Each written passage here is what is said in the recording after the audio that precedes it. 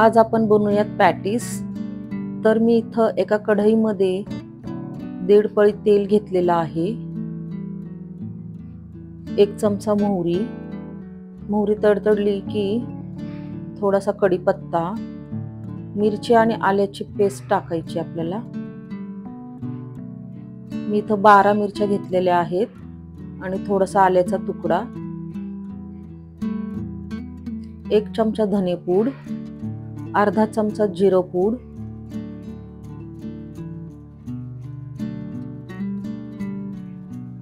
थोडीशी कोथिंबीर, थोडासा पुदिना,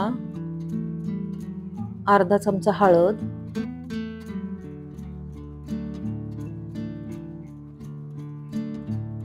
हे सर्व मिक्स करून घ्यायचंय। 1 चमचा लाल तिखट,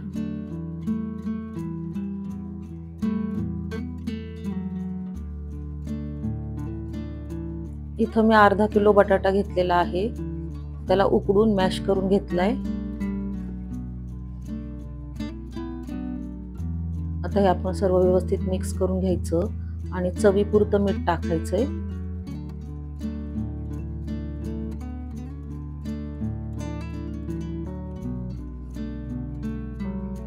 सगळं आता आपलं मिक्स करून झालेलं आहे। आता आपण ह्याला एका ताटामध्ये काढूयात आणि पसरून ठेवूयात, पटकन थंड व्हावं म्हणून।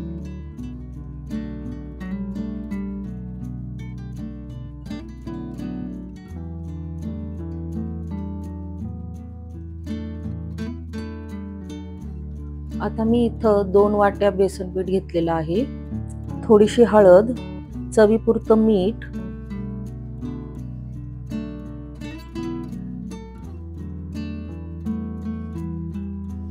थोडासा खायचा सोडा। आता आपण पिठाचं बॅटर तयार करून घेऊयात।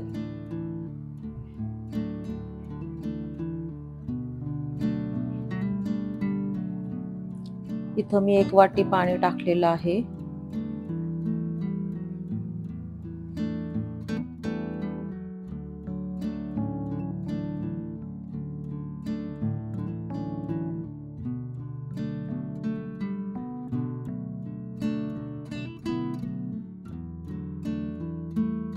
आपल्याला बॅटर पातळ पाहिजे तर आपण अजून पाणी टाकूयात। आता आपण स्लाइस कापून घेऊयात। एका स्लाइसचे 2 पीस करायचे आहेत।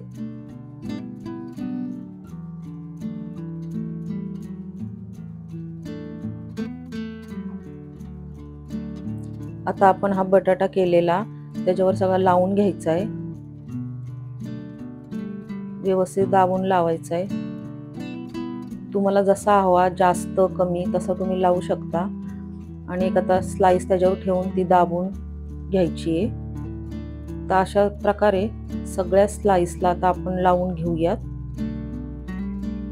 मी आता कढईमध्ये तेल टाकून गरम करायला तेल ठेवलेलं आहे।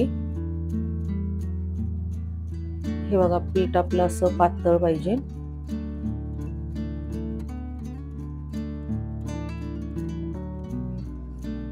हे असं त्याच्यामध्ये डीप करून पण तळून घेऊयात। आता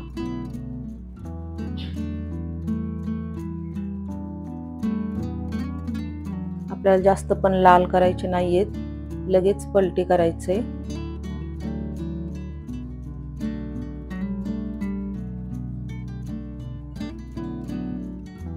मोठा गॅसच ठेवायचा आपल्याला।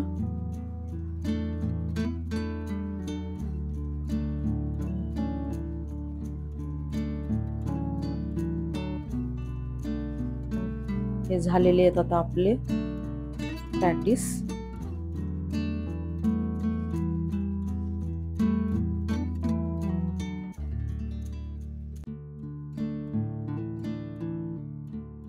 असेच सगळे पॅटीस आपल्याला करून घ्यायचे, जास्त लाल पण भाजायचे नाहीयेत।